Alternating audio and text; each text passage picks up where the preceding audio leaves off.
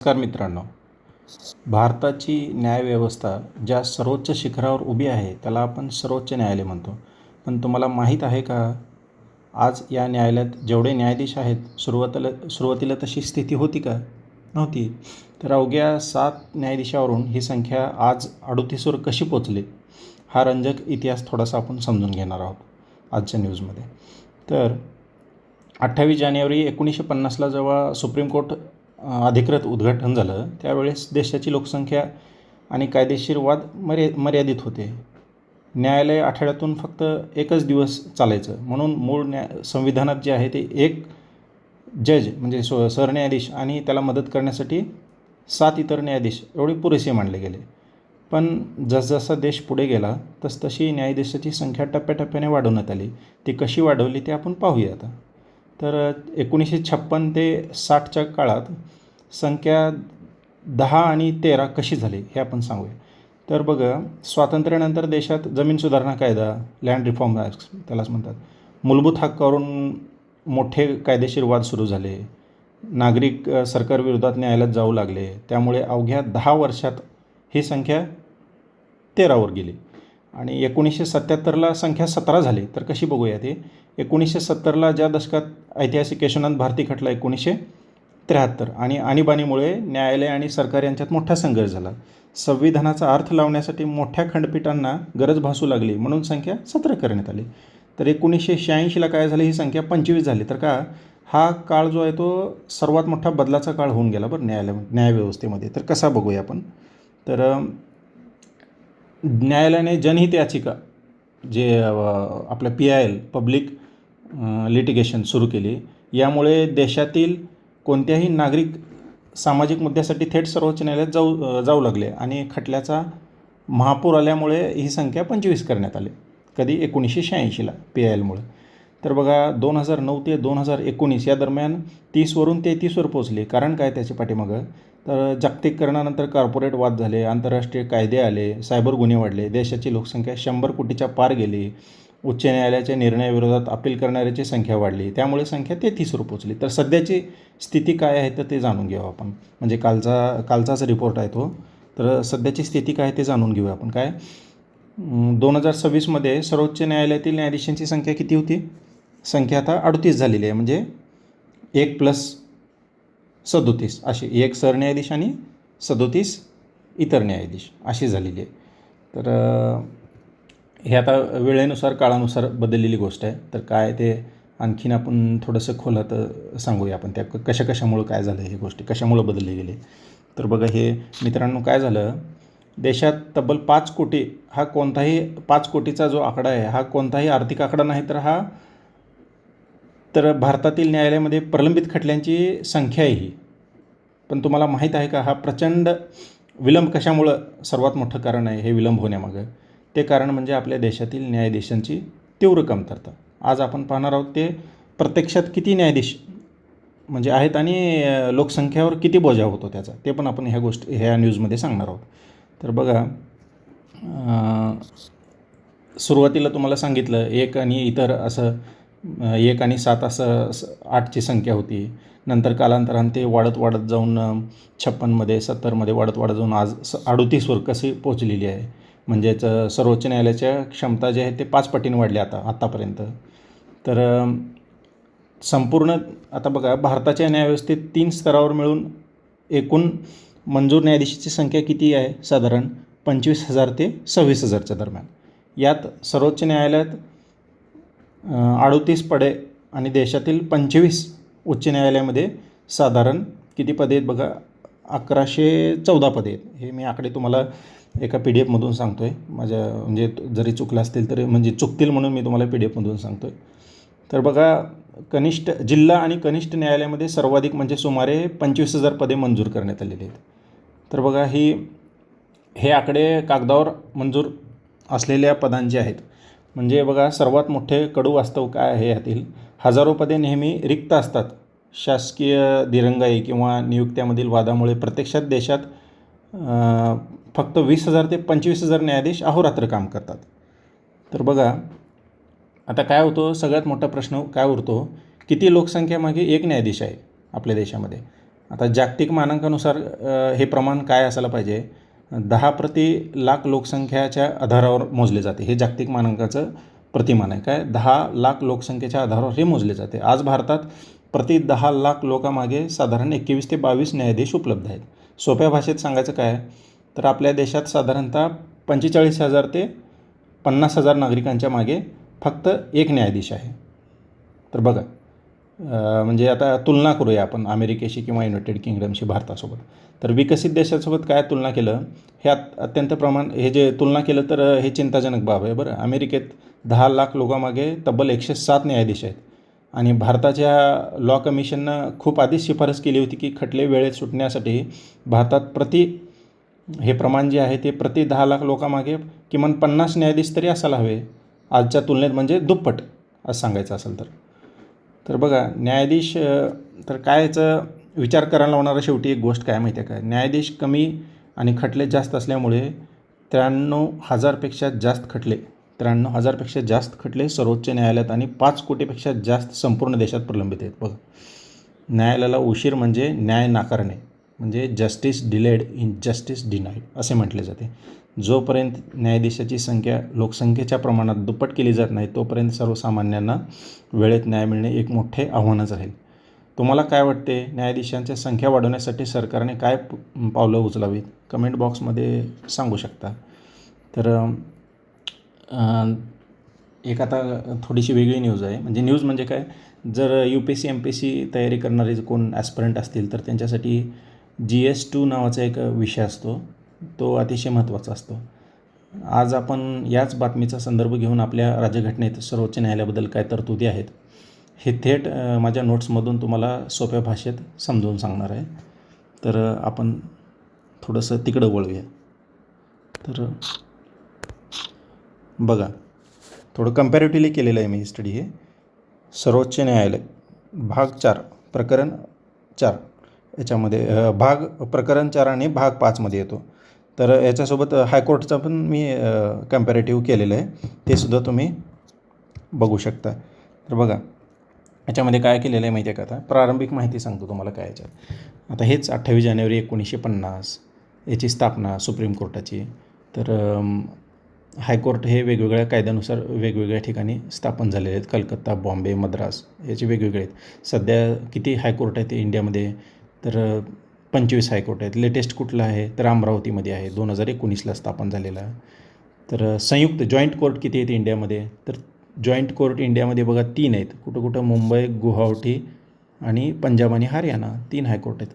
Joint सिटिंगचे आहेत ते, म्हणजे त्याच्यामध्ये ॲडिशन आहेत. पॉंडिचेरी इकडचं दादरा नगर हवेली, गोवा मुंबईमध्ये येतं. असं काही जॉईंट सिटिंग जे आहेत ती 3 आहेत.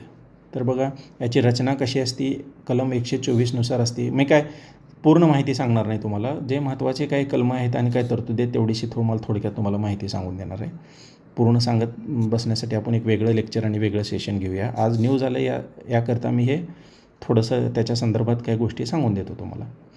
तर बघा, रचना कशी आहे, रचना 124नुसार आत्ताच आपण बघितलेलं आहे, ते बदल झालेले आहेत रचनामध्ये वेळेनुसार. तर हायकोर्टाची रचना ही सुद्धा म्हणजे रचना काय इथं ह्याच्यामध्ये थोडं बदल आहे बरं. काय म्हणते, 7व्या घटनादुरुस्तीने काय केलेलं आहे, 2 किंवा अधिक राज्यासाठी किंवा 2 किंवा अधिक राज्य किंवा अधिक केंद्रशासित प्रदेशासाठी एक सामायिक उच्च न्यायालय असेल. मी तुम्हाला जे सांगितलं हे आत्ताचा मुद्दा. 3 कुठले गुवाहाटी, पंजाब, हरियाणा आणि मुंबई हे जे आहेत ते ह्या कलमानुसार 214 कलमानुसार हे लक्षात ठेवा. तर काय आणखीन महत्त्वाचा मुद्दा काय, हे सरन्यायाधीशाची संख्या बघा. आता सरन्यायाधीश संख्या 1+33. आता किती झालेली आहे, 1+37 सध्याच्या घडीला. तर हे 25 आता सांगितलं आहे. लेटेस्टवालं तुम्हाला अमरावती सांगितलेलं आहे मी तुम्हाला 25. आणि तसंच त्याच्या आधी कुठले ते मेघालय झालेलं आहे, मेघालय, त्रिपुरा आणि आणखीन मिझोराम हे 3 त्याच्या आधी स्थापन झालेले आहेत. तर सरन्यायाधीशाची जे नेमणूक होती ती कुठल्या कलमानुसार 124(2) होती. तर त्याची उच्च न्यायालयाचे जे मुख्य न्यायाधीशाची जी नेमणूक होती ती राष्ट्रपतीमार्फत होते आणि बडतर्फ शपथ हे राज्यपालाला देतात, हे लक्षात ठेवा. 217 ते कलम मी काय सांगत बसणार नाही प्रत्येक कलम. तुम्हाला जे महत्त्वाचं आहे ते आर्टिकल त्यावेळेस मी थोडंसं त्याच्याबद्दल माहिती सांगतो आपल्याला. तर अन्य जे इतर न्यायाधीश असतात त्यांच्या नेमणुकाबद्दल काही बंधनकारक म्हणजे सरन्यायाधीशाचा विचार घेणे हे राष्ट्रपतीला बंधनकारक असते. इतर न्यायाधीशाची जी नेमणूक करतात त्याबद्दलचं आहे बरं हे. तर राष्ट्रपतीमार्फत अन्य न्यायाधीशांच्या नेमणुका करताना खालील व्यक्तींचा विचार घेतला जातो. हायकोर्टातील इतर न्यायाधीश जे असतात त्यांचा विचार घेताना भारताचे सरन्यायाधीश आणि संबंधित राज्याचा राज्यपाल आणि उच्च न्यायालयाचे मुख्य न्यायाधीश ह्या सगळ्यांचा विचार घेऊनच हायकोर्टातील इतर न्यायाधीशांची नेमणूक करतात राष्ट्रपतीमार्फत. तर बघा आता ह्यांची पात्रता कशी असते. तर पात्रता बघा, पात्रता तुम्हाला सांगतो एक मिनिट. ती व्यक्ती भारताची नागरिक असावी हे तर सगळीकडे आहे. ते व्यक्ती एक किंवा अधिक उच्च न्यायालयात सलग 5 वर्ष न्यायाधीश किंवा 10 वर्ष वकील म्हणून काम केल्याचा अनुभव असावा. आणि बघितलं 5 वर्ष न्यायाधीश आणि 10 वर्ष वकिली केल्याचा अनुभव असावा. राष्ट्रपतीच्या मते तो निष्णात कायदेपंडित असावा, म्हणजे लॉविषयी त्याला जाणकार असावे तो व्यक्ती. आणखीन सर्वोच्च न्यायालयाच्या न्यायाधीशांना न्यायाधीश होण्यासाठी किमान वयाची पात्रतेची अट नाही. हे एक महत्त्वाचं आहे बरं. परीक्षेला हे येतं हे पॉईंट, त्याच्यामुळे हे लक्षात ठेवा. ह्याला वयाची अट नाही, ते होऊ शकतात. आता हायकोर्टाबद्दल पात्रता बघूया आपण काय. याच्यामध्ये पण सेमच आहे, फक्त जे इथं 5 आणि 10 आहे ते इथं 10 असं आहे. 10 वर्षाचं जज पाहिजे कुठल्याही हायकोर्टामध्ये किंवा खालच्या जिल्हा न्यायालय वगैरे, आणि 10 वर्षाचा वकिलीचा अनुभव पाहिजे. हेच, बाकी काय तेच आहे. आता दुसरा पेज, नेक्स्ट पेज. हेच 65 वर्ष पूर्ण होईपर्यंत सुप्रीम कोर्ट जज पदावर राहू शकतात. म्हणजे लय झालं त्यांना 2 ते 1.5 वर्षापर्यंत आत्तापर्यंत सुप्रीम कोर्टचे जे काही जज होऊन गेले त्यांचं कार्यकाळ लय झालं 2 ते 2.5 वर्ष भेटलेले आहेत शेवटचे रिटायरमेंटचे. ते आता 65 वर्षापर्यंत रिटायर होतात ते. आणि हायकोर्टाचं जे आहे ते 65 नसून 62 आहे, एवढाच बदल आहे बघा त्याच्यामध्ये. मग ते 62 जे आहे ते कधी केलेलं आहे, 15वी घटनादुरुस्ती 1963ला. किती 60वरून 62 केलेलं आहे, हे लक्षात ठेवा. हे पॉईंट तेवढं परीक्षेला येण्यासारखे काही गोष्टी ते सांगतो मी तुम्हाला, जास्त सांगत बसणार नाही. शपथ कोणाला देतं, राष्ट्रपतीमार्फत शपथ घेतली जाते. कलम विचारलं जाते, कलम लक्षात ठेवा. ऑनलाईनरमध्ये प्रश्न येऊ शकतो. आणि राज्याचे राज्यपाल किंवा त्यांनी नियुक्त केलेल्या व्यक्तीमार्फत तिसऱ्या, हे पण सेम आता हायकोर्टाचं 219. इथं किती 124 तर बघा पदच्युत कसं होते बघा न्यायाधीश. आता पदच्युत होण्याबद्दल मी तुम्हाला शेवटी सांगणार आहेच, आणखीन ह्या शेवटच्या PDF आहे माझ्या, पण इथं पण थोडंसं मी सांगतो तुम्हाला. राष्ट्रपतीच्या आदेशाने पदावरून दूर केले जातात, पण ते आता विशेष बहुमत ठराव लागतो. हे थोडक्यात आहे, मी तुम्हाला डिटेल काय आहे ते तुम्हाला शेवटच्या एका 2-3 माझ्या हस्ताक्षरमध्ये काढलेलं आहे, मी तुम्हाला ते सांगतो. तर हायकोर्टातील जे जज आहेत ते पण राष्ट्रपती आदेशाने पदावरून दूर केले जातात. विशेष बहुमतच लागतो याला पण. बाकी कलम बघा, कलम लक्षात ठेवा. 124(4) कलम लक्षात ठेवा, कलम महत्त्वाचं आहे. तर पगार व भत्ते हे संसदीय कायद्याद्वारे ठरवले जाते. 125 कलम विचारू शकतो परीक्षेला. 221 मुख्य न्यायाधीशाला 90,000 रुपये आणि इतर न्यायाधीशाला 80,000 रुपये सध्या आहे असं म्हणतात. आणि बदल झाला असेल तर बघून घ्या तुम्ही, काय असेल तर मला पण कमेंट बॉक्समध्ये माहिती सांगत जातो मी. एक्स्ट्रा काय माझ्याकडून राहिलं असेल किंवा नवीन काय बदल झाला असतील, कारण माझं हे दुसरंच लेक्चर असल्यामुळं काही चुका होऊ शकतात बोलण्या करण्यामध्ये, त्याबद्दल मी आताच तुम्हाला दिलगिरी व्यक्त करतो. तर बघा हंगामी न्यायाधीशाची जी नियुक्ती होती ते सुप्रीम कोर्टात आणि हायकोर्टात, ते 126 कलमानुसार कुठं होती, सुप्रीम कोर्टात. आणि 223 कलमानुसार कुठं होती, आर्टिकलनुसार हायकोर्टात. तर तात्पुरते न्यायाधीश त्यालाच हंगामी वगैरे म्हणतात.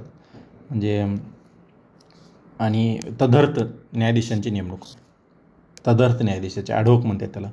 तर राष्ट्रपतीच्या पूर्वसंमतीने संबंधित उच्च न्यायालयाच्या मुख्य न्यायालयाचा विचार घेतल्यानंतर सरन्यायाधीशाद्वारे याची नियुक्ती होते. किती 127 कलम लक्षात ठेवा. कम्पॅरेटिव्हली मी केलेलं आहे एक तुम्हाला लक्षात ठेवा म्हणून. 127. तसंच हायकोर्टातील तदर्थ न्यायालयाची नियुक्ती 224 कलमानुसार लक्षात ठेवा.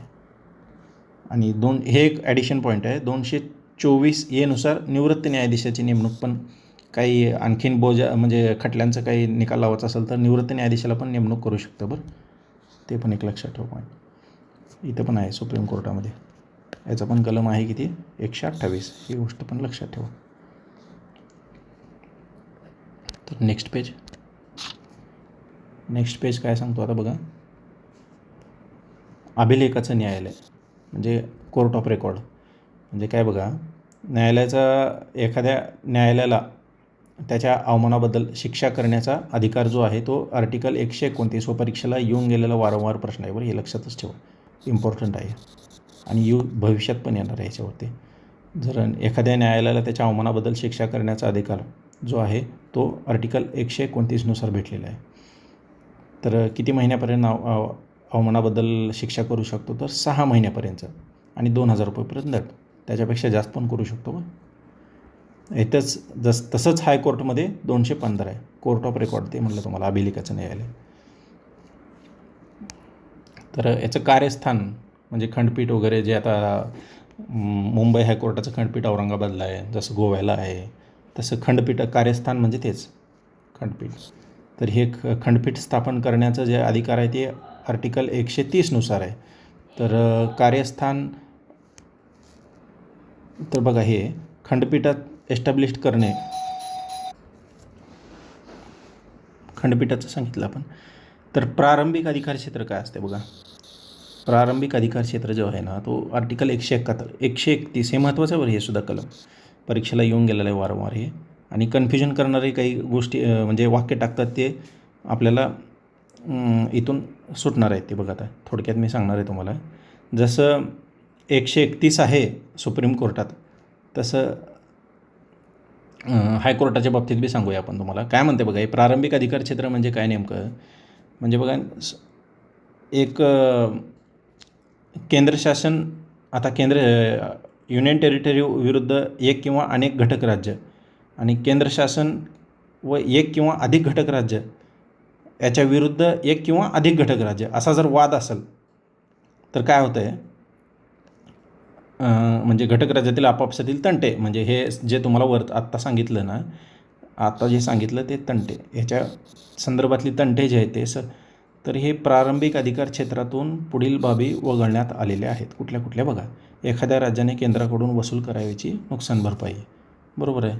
त्याच्यामध्ये म्हणजे राज्य किंवा केंद्र हस्तक्षेप करू शकत नाही. केंद्र राज्य दरम्यान काही खर्च व पेन्शनचे समायोजन, वित्त आयोगास संदर्भित केलेल्या बाबी, आंतरराज्य जलविवाद दरम्यानचे व्यापारी स्वरूपाचे तंटे, हे प्रारंभिक अधिकार क्षेत्र आहेत बरं सुप्रीम कोर्टाचे.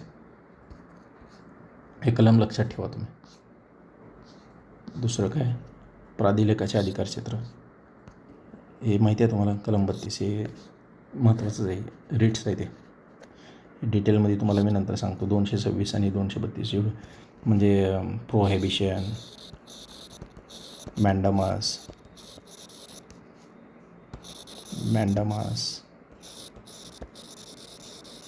सेरेटेरा, हॅबेस कार्पस,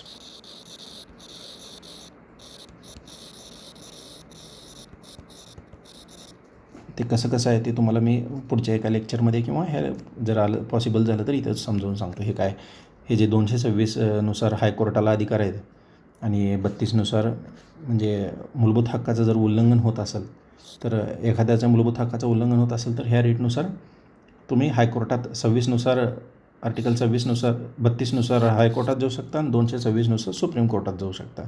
मग ते जाण्याचे माध्यम जर तुम्ही गेलात तर सुप्रीम कोर्ट ह्या सगळ्या मी आत्ता सांगितलेल्या तुम्हाला गोष्टीचा वापर करतो. ते कोणाला खालच्या कनिष्ठ न्यायालयाविरुद्ध म्हणजे अधिकार काढून घेणे किंवा एखाद्या सरकारी अधिकाऱ्याला काम करण्यास सांगणे, ह्या गोष्टी आहेत. मी तुम्हाला पॉसिबल झालं तर ह्याच लेक्चरमध्ये किंवा ह्याच्या पुढच्या लेक्चरमध्ये तुम्हाला ते सविस्तरपणे सांगून देईल. ओके, पुढचा कलम बघूया आपण, पुढचा पेज. तर पुढचा पेज काय सांगतो बघा. न्यायिक म्हणजे बघा, हे जे न्यायिक पुनर्विलोकन जे घेतलेलं आहे आपण ते USA कडून घेतलेलं आहे. ज्युडिशियल रिव्ह्यू म्हणते त्याला इंग्लिशमध्ये. मराठीमध्ये थोडंसं उच्चार करण्याला प्रॉब्लेम होता. मी कधी काय गोष्टी इंग्लिशमध्ये करेल, सोपं जाईल ते. तर बघा, आर्टिकल 137नुसार न्यायिक पुनर्विलोकनाचा अधिकार भेटलेला आहे सुप्रीम कोर्टाला. आणि हे आर्टिकल जे आहे संविधानात आपण हे USA कडून कन्सेप्ट घेतलेली आहे, लक्षात ठेवा. ही परीक्षेला येऊन गेलेला आहे आणि पुढे पण येईल. आणि हायकोर्टाला जो आहे हा कलम 13 आणि कलम 226च्या तरतुदीने उच्च न्यायालयाला असा अधिकार स्पष्टपणे प्रदान करण्यात आलेला आहे, हे लक्षात ठेवा. 13 आणि 226नुसार. आणि 42व्या घटनादुरुस्तीने हायकोर्टात न्यायिक पुनर्विलोकनाच्या अधिकारात घट घडवून आणली. बरं, याद्वारे कोणत्याही केंद्रीय कायद्याची घटनात्मक वैधता तपासण्याच्या अधिकारापासून उच्च न्यायालयांना प्रतिबंधित करण्यात आले होते. परंतु 43वी घटनादुरुस्तीने आधीची स्थिती पुनर्स्थापित करून दिली. एवढी तरतूद आहे, तेवढी लक्षात ठेवा ती.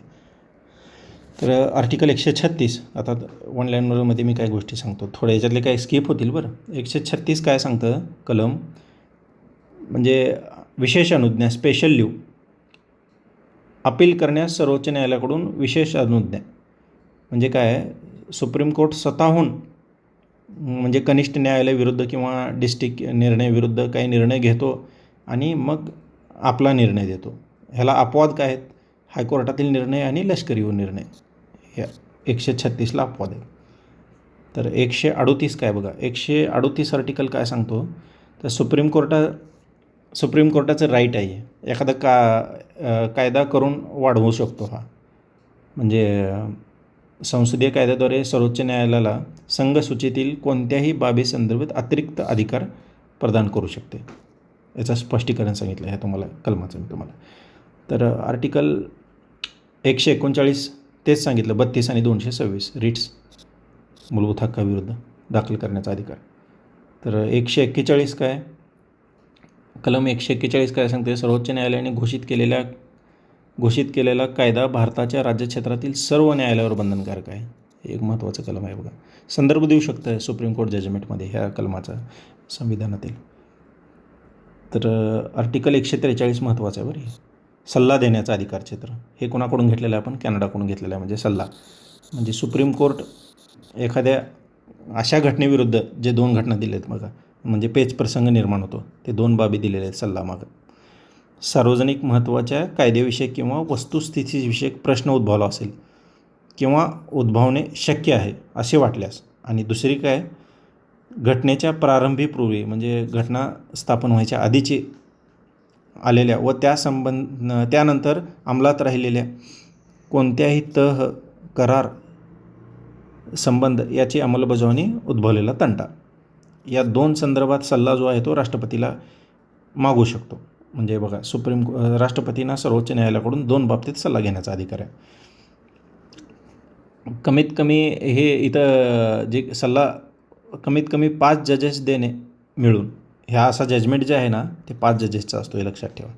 आणि असा सल्ला जो आहे तो आतापर्यंत दोन्ही मिळून, जे दोन्ही आहेत नाही, कायदेविषयक आणि प्रारंभीपूर्व घटनात काही गोष्टी असतील जे की आताच्या संविधानात नमूद नसतील, आणि पुढे काय वगैरे झाला असतील इंटरनॅशनल, नॅशनल किंवा राज्य लेवलच्या, मग त्याचा संदर्भ घेऊन राष्ट्रपतीची सल्लामसलत करून सुप्रीम कोर्ट अशा प्रकारचे दोन्ही प्रकारचे आतापर्यंत 15 वेळा सल्ला घेतलेला आहे, हे लक्षात ठेवा.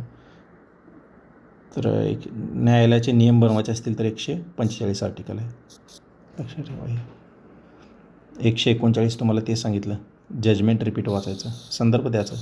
अगोदर एखादं जजमेंट दिलं असेल तर तेच संदर्भ देऊन निर्णय देऊन टाकायचा, म्हणजे तुम्ही परत आणखीन त्या गोष्टी न्यायालयात मांडू शकत नाही. न्यायालय त्याचा अर्थ सांगतो. आता बघा, आर्टिकल 132 तुम्हाला थोडंसं एक्सप्लेन करतो मी.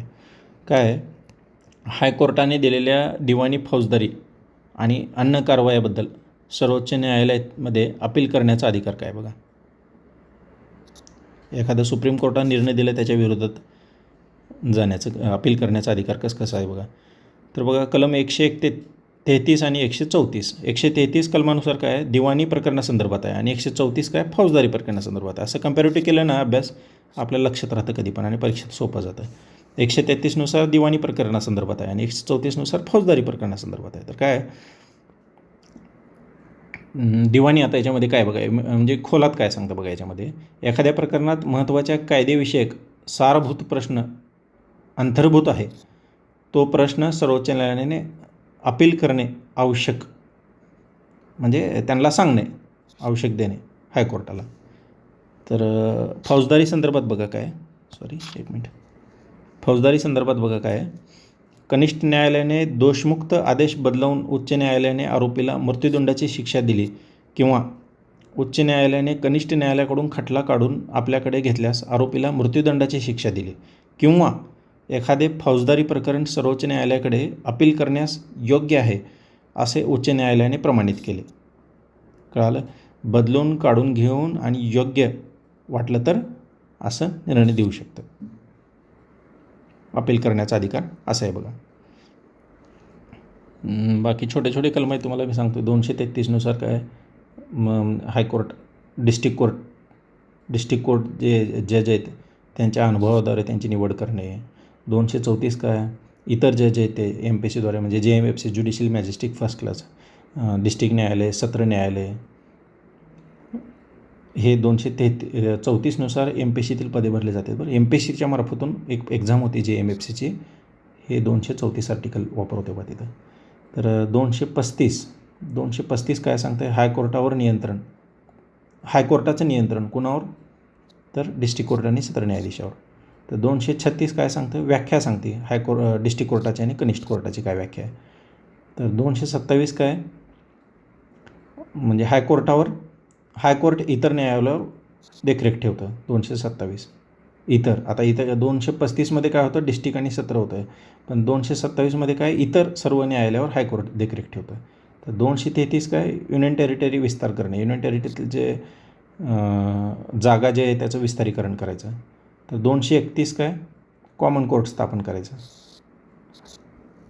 222 काय, बदल्या, एखाद्या न्यायाधीशाच्या बदल्या. 223 काय, मुख्य न्यायाधीश म्हणजे तात्पुरते न्यायाधीश म्हणून नेमणूक करायचं. 224 काय, हे आपण बघितले बरं, आणि सांगतो तुम्हाला परत इतर तात्पुरते. 224 काय, निवृत्त न्यायाधीश मुख्य हायकोर्टातले.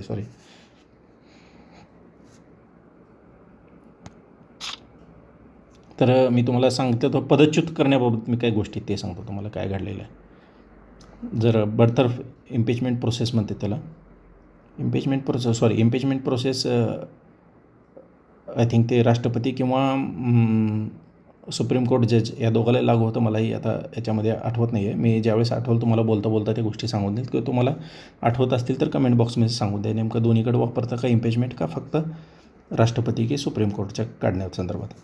तर बघा, न्यायाधीशांचं जी शपथ जी ॲक्ट आहे आणि पदावरून काढायची जी पद्धत आहे 1968च्या ॲक्टनुसार केलं जातं हे सगळ्या गोष्टी. तर त्याला जर काढायचं असेल तर काय असतं त्या जजांना, तर लोकसभेत 100 लोकांची साईन आणि राज्यसभेत 100 सदस्यांची साईन लागते, आणि ते साईन करून सभापतीला द्यावं लागतं. ते मग ते साईन मंजूर झालं, आता बघा हे नकारू शकतात किंवा देऊ शकतात ते मंजूर करण्यासाठी. तर त्यावेळेस जर मंजूर झालं तर 3 सदस्यीय समिती बसते. त्या 3 सदस्यीय समितीमध्ये 3 सदस्य कोण असतात, CJI म्हणजे चीफ जस्टिस ऑफ इंडिया, आणि मुख्य न्यायाधीश आणि निष्णात कायदे पंडित, हे 3 लोक असतात बरं ह्याच्यामध्ये, ह्या चौकशीसाठी. मग दोषी आढळल्यास त्याच्यात दोन्ही सभागृहात प्रस्ताव विशेष बहुमताने पारित करावा लागतो, मगच पदच्युत करता येतं. असं अजून एकदा पण घडलं नाही भारताच्या इतिहासामध्ये, म्हणजे एखाद्या जजला किंवा हायकोर्ट किंवा सुप्रीम कोर्टच्या जजला पदच्युत केलेलं आहे म्हणून. त्यांच्या विरुद्ध प्रस्ताव मांडला गेलेला आहे. त्यापैकी एक उदाहरण सांगतो तुम्हाला. 1993ला जे आहे ते ट्राय केलं तर लोकसभेत पास झालं नाही, पण कुणास विरुद्ध, रामास्वामी विरुद्ध पंजाब हरियाणा केस यांच्या विरुद्ध झालं होतं, पण ते समितीनं दोषी सांगितलं, पण लोकसभेत पास झालेलं नाही. असे आहेत अजून 2-3 उदाहरणं आहेत, ते तुम्हाला मी सांगेन नंतर. तर बघा, आता हे बघूया आपण शेवटचं थोडंसं एक पेज. यामध्ये बघा तुम्हाला ह्या संदर्भात मी सांगतो डायरेक्ट. सर्वोच्च न्यायालय म्हणजे कसं असतं बघा यांचे. सर्वोच्च न्यायालय, उच्च न्यायालय, टप्प्याटप्प्याने खाली कसं क्रोनॉलॉजी कशी असते बघा. उच्च न्यायालय म्हणजे ह्याला काय म्हणतात, डिसेंट्रलाइज सिस्टीम आहे त्याला. असं अमेरिकेत नाही बरं, इंडियामध्येच आहे. अमेरिकेतून आपण फक्त ज्युडिशियल रिव्ह्यू घेतलेला आहे.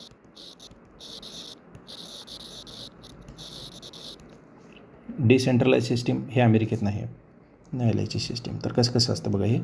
सुप्रीम कोर्ट सगळ्यात वरती, उच्च न्यायालय त्याच्या खाली, त्याच्यानंतर उच्च न्यायालयाच्या खाली काय असतं, दिवाणी विभाग वेगळं असतं, फौजदारी विभाग वेगळं असतं आणि जिल्हा व सत्र न्यायाधीशाचं न्यायालय वेगळं असतं. तर कसं असतं, आता बघा ह्यांना शिक्षा करण्याचा अधिकार आणि त्याच्यामध्ये कसं अधिकार आहेत कोणाकोणाला ते थोडक्यात सांगूया आपण. तर बघा, दिवाणी न्यायालय जो आहे, जिल्ह्याच्या ठिकाणी दिवाणी न्यायालय पण असतं आणि फौजदारी न्यायालय पण असतं. फौजदारी न्यायालयाला सत्र न्यायालय म्हणतात. तर बघा, जिल्ह्याच्या ठिकाणी जे असतं तिथं वरिष्ठ विभाग जो असतो तिथं 1,00,000 रुपयापर्यंतच्या अधिक मूल्याचा जास्त खटला चालतो बरं. तिथं 1,00,000 रुपयापेक्षा जास्त, दिवाणी म्हणल्यावर पैशाच्या संदर्भात केसेस येतात सगळं. आणि 3,00,000 रुपयापेक्षा अधिक मूल्याचा पण इथं खटला चालतो.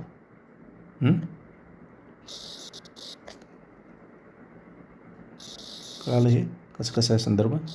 जिल्हा न्यायालयामध्ये 1,00,000 रुपयापेक्षा आणि उच्च न्यायालयामध्ये 3,00,000पेक्षा जास्त.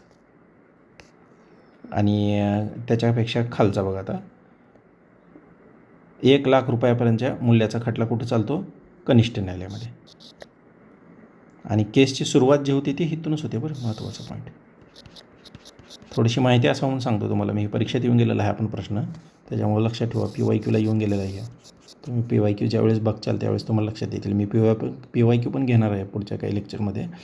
आपण असं सिरीज बघत राहा, काही वाटलंच तर मला बदल पण सांगत जा. तर बघा, फौजदारी विभाग त्याच्यामध्ये 7 वर्षापर्यंतच्या तुरुंगवास शिक्षा देण्याचा अधिकार जिल्हा न्यायालयाला असतो. आणि हायकोर्टाला जो असतो तो 7 वर्षाच्या वर शिक्षा झाल्यास. तर आणि हेच जसं कनिष्ठ आहे ना, तसं इथं 3 वर्षापर्यंतची तुरुंगवास. इथंच JMFC असतो बघा. JMFC इथं पण असतो, इथं पण असतो बरं, दोन्हीकडे पण असतो. तर मित्रांनो चालू घडामोडीचा असाच थेट संबंध राज्यघटनेशी जोडून जर केला तर पॉलिटी विषयाचे पैकीच्या पैकी गुण मिळवणे सहज शक्य होते.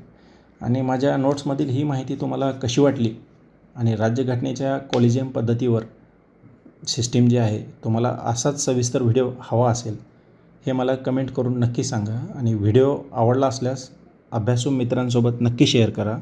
ऑल दी बेस्ट येणाऱ्या एक्झामसाठी. 31 मेला जी तुमची राज्यसेवा प्रिलिमिनरी होणार आहे त्यासाठी ऑल दी बेस्ट. मी असेच व्हिडिओ आणखीन टाकणार आहे छोट्या आणि त्याचं रिलेशन न्यूजपेपरशी लावणार कधी. असंच सिलेबसचा भाग म्हणून एखाद्या घटकावरती व्हिडिओ टाकणार जे परीक्षांसाठी महत्त्वाचं आहे. अशाच व्हिडिओसाठी परत आपण भेटूया. थँक्यू.